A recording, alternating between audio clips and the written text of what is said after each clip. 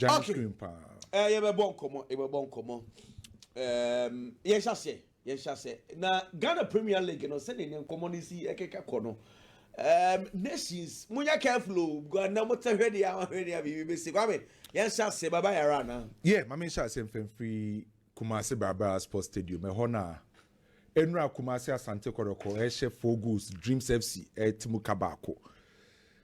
Game no me full game, full 90 minutes. A great performance from Kumasi Asante Kotoko. And omusenya great results because so her results are Kotoko enya na 4-1 against Dreams enye adeketwa. Obi beka sese Kotoko ehye Dreams 4-1 a enya dia ehu bebre. Bobi bia wonim Kotoko ni Dreams FC in recent times anytime bia Dreams ebeba Kumasi Barbara Sports Stadium bia na wa Kotoko adwen. So Kotoko winning 4-1 no na a good result said the Kumasi Asante Kotoko. And when him say kwaku this season Kotoko omo biggest victory and as a win e Ghana Premier League Baku Vision FC 4-1 and enra 4-1 against Dreams so beka ho. So season ni nyina na match Kotoko enya win abeka se esopa no Vision FC game no and a Dreams FC game no. Na ade ba kwa ma notice ni ye say it seems say Kumasi Asante Kotoko Asia teams are omo de ball ne to form epe ball ni kura yem pass around yem bobo ni bimbima Kotoko 40 ball mo normal game e create omu decent chances enya goals ni bebre so what a key vision as na vision ball mo ball and Karim Zito no say Dreams team no or person omo de ball to form so team yo be sia Kotoko de ball to form bia no it seems say e ya na e favor Kumasi Asante Kotoko and adia mani jema Kotoko ni ye say before say coach Prosperity Ogumbe free Kotoko no now we check Kotoko matches are no almost struggle to score goals. And son a coach Prosperity Ogumbe free Kotoko no. Now goal scoring akwa koye issue kakra de ama Kotoko. Coach Karim Zitobal ye no. Obo against Adriana, wabo against us against Brekum Chelsea. Now goal sound so ye den de ama Kotoko because before Dreams game no. Now coach Karim Zito 3 games for aboni nyina no. Was just 2 goals. And now say goal scoring no emba. But now defensively they now omo work towards that. So enra Kotoko winning 4-1. Almost 4 goals no.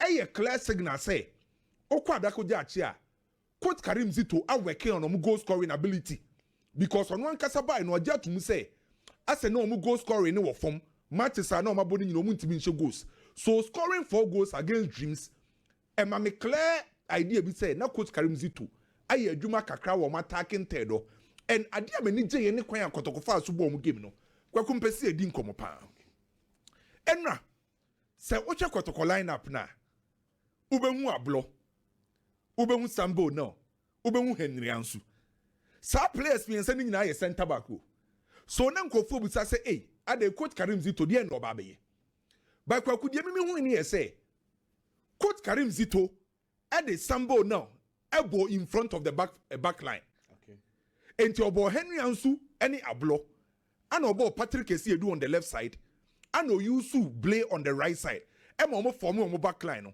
so beka said de na obo the pivotal role eye Samba now and odi omu gina omanim so the first thing I mean Kotoko in their build up say JT bibia ye ready ayenko eye Kotoko build up the 3-1 build up eno Kotoko ebe she build up asibia na ye can 3-1 build up 3-1 build up in a sense omu attack bia na oma Patrick Esiedu ko.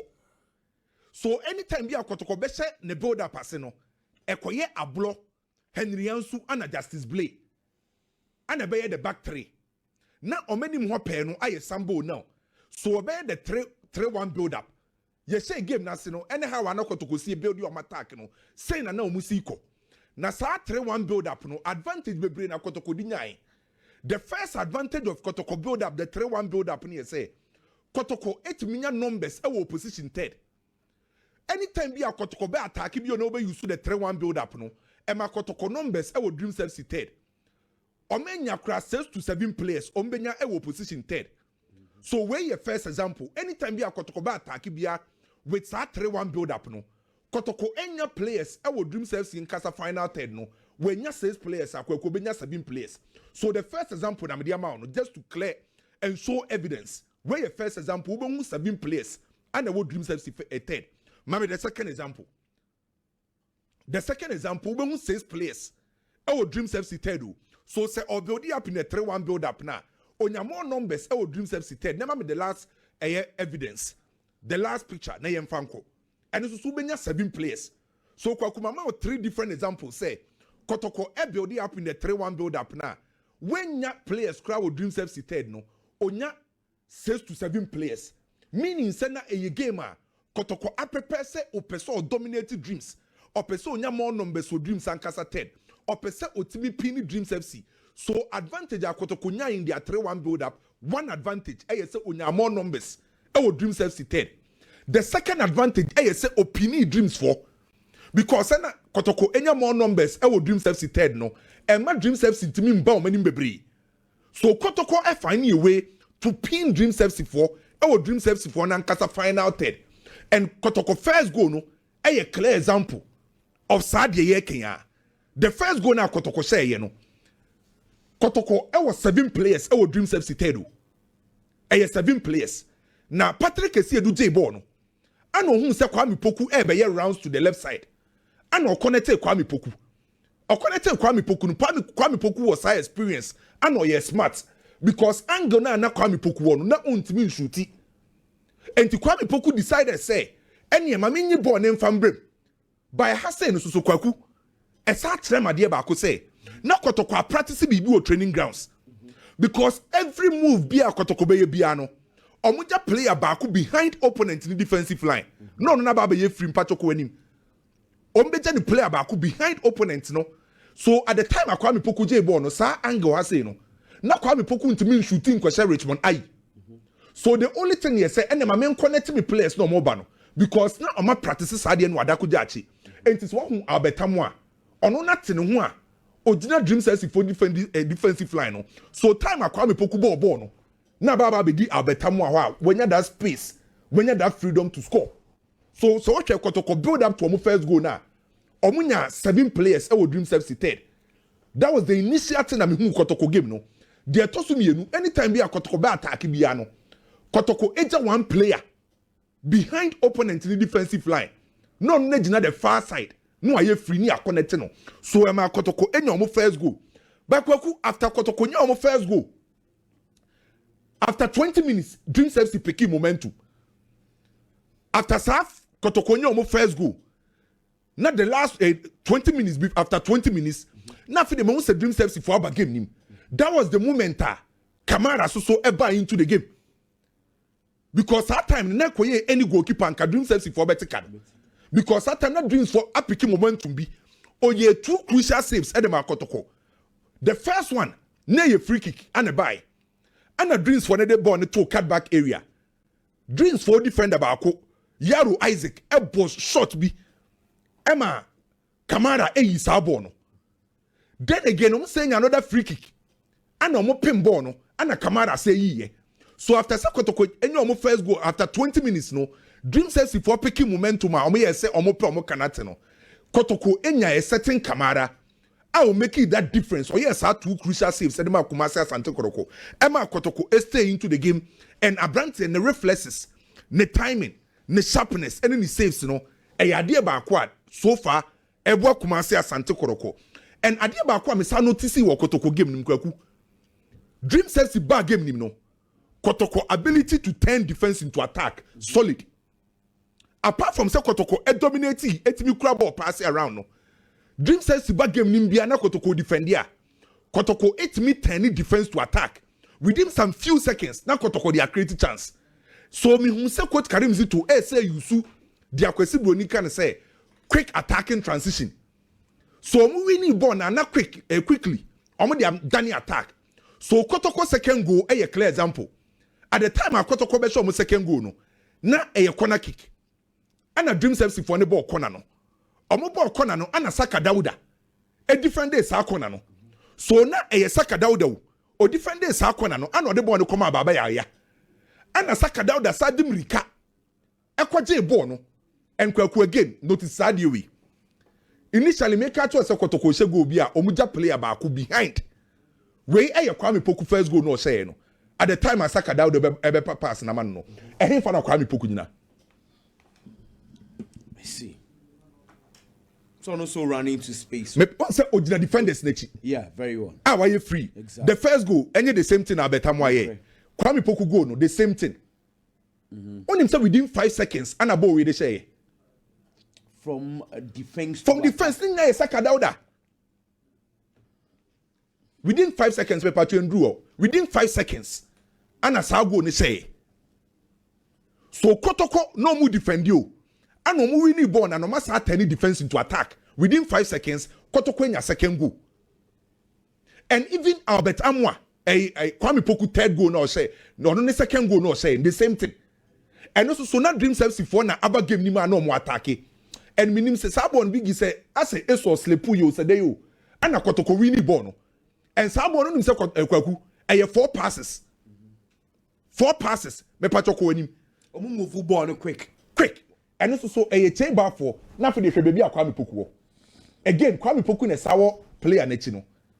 So all Kotoko goals omo say ni nyina no. Omo ja one player behind the blind side of dream service for defense. So me a pretty sure say how our goals ni si koye no. Na ya dey omo practice with training grounds because omo attack bia na on the blind side of dream service for defense no. Kotoko player ba ko free. And when no so omo sa share no. Na Kotoko na a defender with just 4 passes. Na ball na adani go. And na strikers go. So in a game na course no. Many je Kotoko build up ne ho the 3-1 build up. How our Kotoko enya numbers position third. How our Kotoko a transition from defense to attack and a smooth and quick. And a free bench by no substitutes no. Ome make impact because me who say wisdom basi be go. Obviously ba for be assist.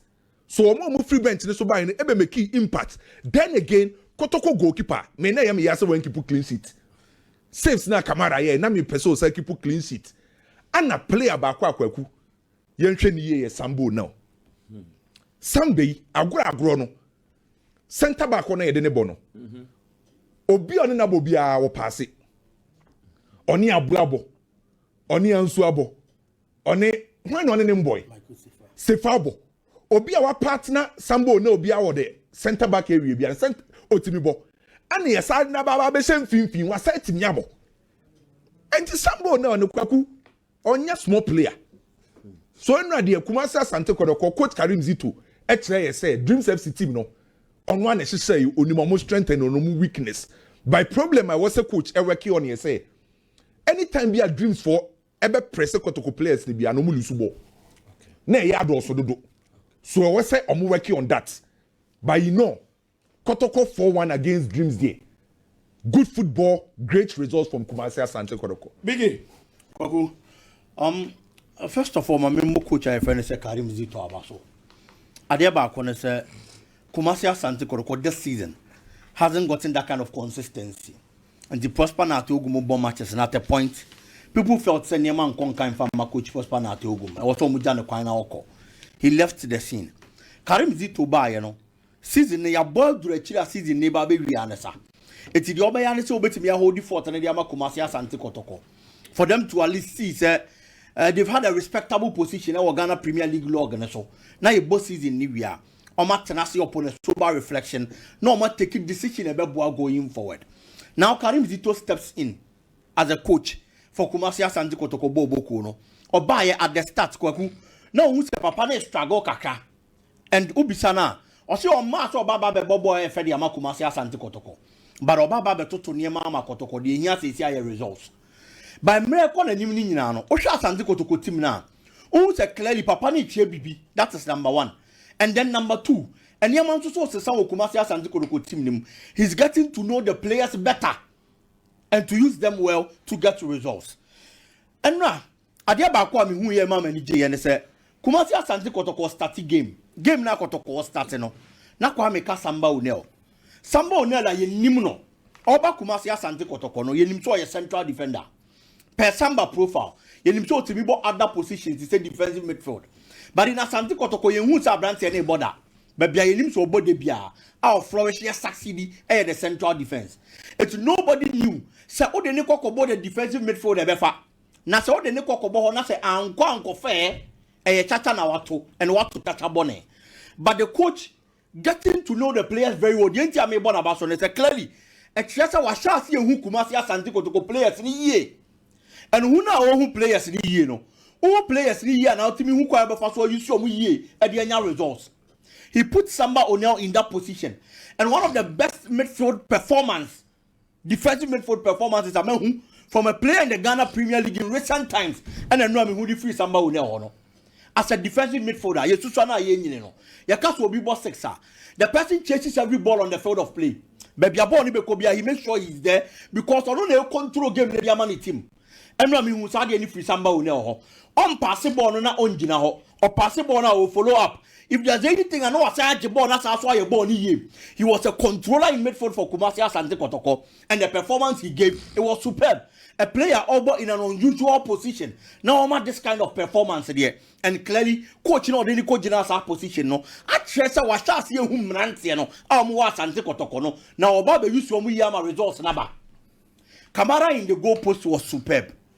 A dear goalkeeper be here, so by their money team. They be a ditibu koto amohun komo. Nanseni edido na Roma amohun komo. This department is an important department for every team. It's on days I will goalkeeper, even a good day, it will go post him. It really helps.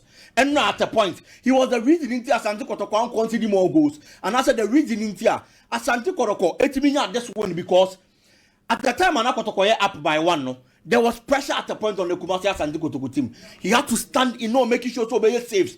And me know him. Say a single goal can change the face of a game. AB and Komunya go at that time, and a year 1-1. There could have been pressure on Kumasi Asante Kotoko, but the goalkeeper made sure say obe standing in Ediama Asante Kotoko bo kono no why the difference maker Ediama omo and he dream safety and he did that to perfection. Gradually Elvis Cheba for me is giving his best under coach FNS Karim Zito e Kumasi Asante Kotoko. The last time na make a ball omni brekum Chelsea boy performance or dine it was a game no. It was an improved performance of the Elvis Cheba for na me who Asante Kotoko. He gave us a glimpse of Jobetimiaye. That performance had not done a dual liberty and sana o to kwai. And then again yesterday, on your opportunity, Baby Gura game limno or science of Cheye. He's getting calm day by day, playing some good football for Kumasi Asante Kotoko. These are players and now you mubi. Ewo mumujidi, but almost starting and Yaman Konkai. It is a washas here. Now offer those good boots that you nim seshana or good football, Kumasi Asante Kotoko. I believe it is something good for the club.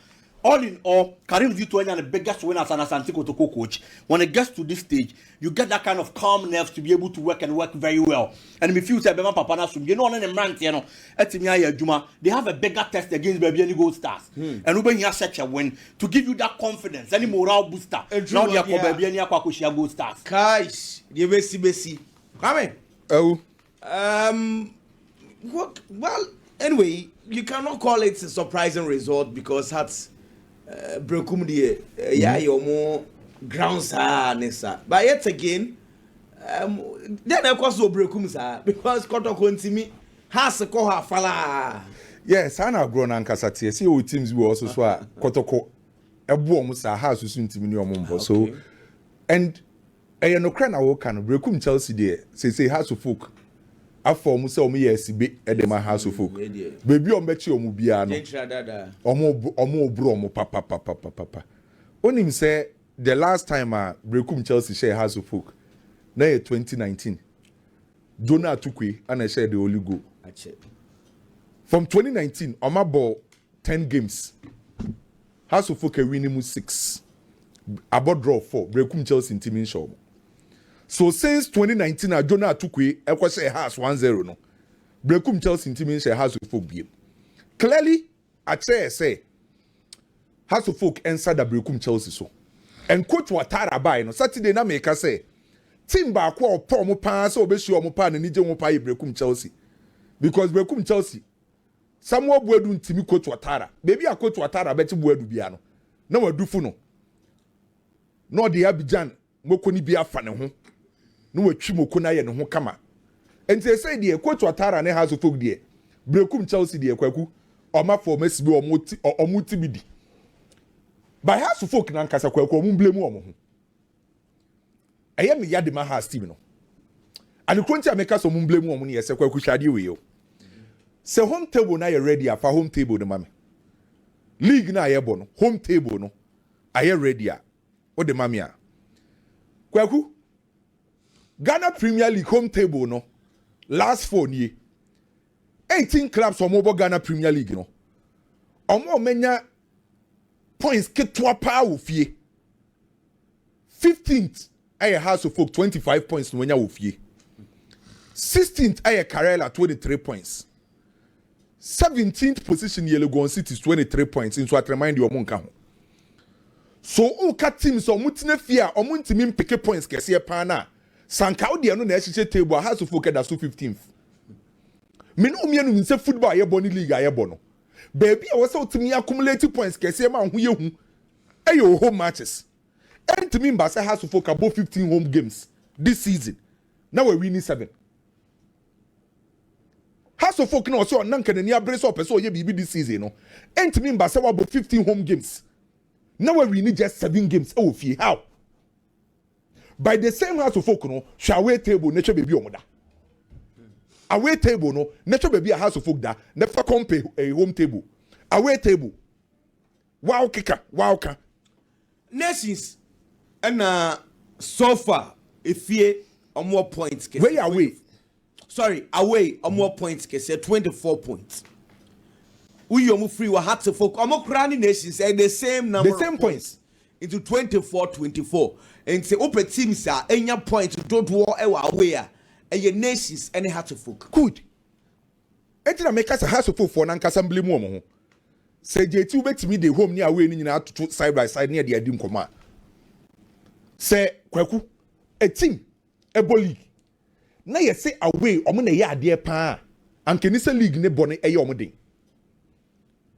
based on the House of Folk katre ye no at this season check grounds be a House of Folk akwa wa lusu House of Folk akwa difficult venues a wakwa pick point and answer 3 points a onim say sa venue na nka akwa nka wo so lusu House of Folk ekọ baby ni olusu ya na wo wini we lusu sa game no okosama boy your venues be our House of Folk akwa results na omenya no sanke ya de se omu home matches ni favor man ka kwa league we no eni se House of Folk ebre ente ye be ya se House of Folk for na nkasa ajeje omo sa and na no game na course o Golden City no afi de brekum Chelsea for na ejina ho omo penyim for na bi ko Benjamin Asare ho afi de omati ase the reason why ye Ghana number 1 e got to a time na ye Benjamin Asare against brekum Chelsea one of the best performances amehu this season from Benjamin Asare House of Folk defensively no mo ye okay manage your defensive organization ho by Benjamin Asare number of saves or ye no na fi de brekum Chelsea for na hu ne say Jombe ye bia emfa ana mauli wayo nya sa go no and that mauli wayo go me the credit be mauli wayo one pass na ekoye no ekoye any player nka obe na adwen say some movement na mauli wayo ye no e biti brekum Chelsea defender no ana how mauli wayo e kai the ball ne show the ball no e place ball no e play in advantage of mauli wayo so you know House of Folk me de omaya ade say omakwa akọ wini wo brekum by me no omu problem enyi omenya na fi we mu ni nyina no eye omu home matches se has etina fie ananka watoto ne nyoma ya nka kwaku league na nka wasa House of Folk compete for because entimi mba say home table now we say home table House of Folk at the 15th out of 15 games we winning just 7 by way no only nations na pick point so you know my member my baso there by omu home ne there from next season your man say ebe the same old story. Wow. Ebe the same old story. Okay. Ade baako na me hu ya ade baako me hu ye ne se ebe den dia masamo obodu ani brekum Chelsea say underwater on Mesha Heart to Folk. In the last 3 meetings, I have for Heart to Folk to be honest. They've done very well whenever they are meeting brekum Chelsea. Now me feel say nka weekend dey and brekum Chelsea be make a difference in a sense that the last time I had to Folk share, I had to Folk show mo 3-0 brekum no. situation and I had to focus woman. Ebia any bra had to focus the boss our match no. When it be a bit different because at that time I had to focus on the verge of being relegated. And you know be here points more. Brekum Chelsea position it was good. And he said onumpo and put in a lot of effort and I had to focus question it is no news. But this time around I had to focus on battle relegation. Brekum Chelsea into 2 Jina year. And you know keenly was going to be that's competitive between these two sides. Now still had to focus on being it competitive enough. And then I feel say minim at the special be a Watara anytime he's meeting Brekum Chelsea. But it seems to say was our antidote to stop Brekum Chelsea whenever he's meeting them under him. Say Brekumu, say him phone, he gets the points. In 3 matches, we're making sure that 3 and what team and it is a plus to Abubakar Watara. And then player Bakwa. Meso mebona baso e wo heart to for game nim was Kwesi Asma. That kind of pass to Ayamauli Wayo for her to folk to get that goal. Kwesi Asma pass was a pass that took out 2 players already. Or boss our pass that there was 1 player coming. And then Zakaria Fuseni followed up. And they used Amran team uniform and they created that space. And so the man of Mauli Wayo and brilliantly as an attacker. Or making sure to be even when Kwesi Badori was coming. Or then the body Nico Koshen and him. Hey, you see that journey. That's intelligence as striker being here in that 80-yard area. Hey, free tell me to me abono. And so Eddie Ashediama had to focus. Among the 3 points, that is the most important thing. Adia had to focus by now in the subsequent matches. No, 4 points in the account, they have to do it. Boni say ya, Ebian can come here, ye different. And the coach and them fair, no one man in common. Not the intia. What's a bit yena, Omunya results in the here. Time biano na enkonko yese ban na atiko derby na pressure banko derby nemo should be consistent for the club Sabubakar Watara na dia that is the most important thing kwaku